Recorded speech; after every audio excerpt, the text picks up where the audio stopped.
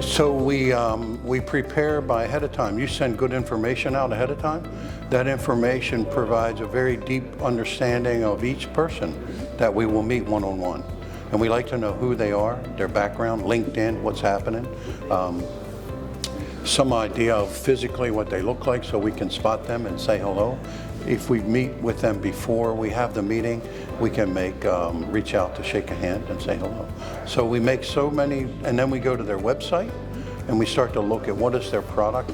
Is there some alignment to what we can offer to service? By introducing my name, and if we have our engineer with us, and introducing that with the business card and say, tell us a little bit about yourself. We listen sometimes to what they say about what they have, what they do.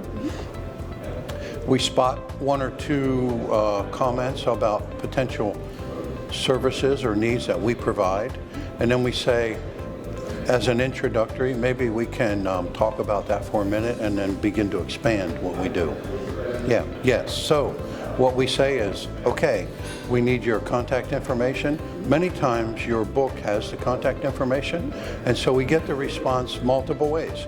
Sometimes the response, if it's a top executive, they will say, well, we're already in the book, you have it. And we say, very good, just want to make sure if you want to give us a card or not. Not necessary. If we deal with the program manager level, usually they're, yeah, let me give you my card and we can talk about how to get a hold of me.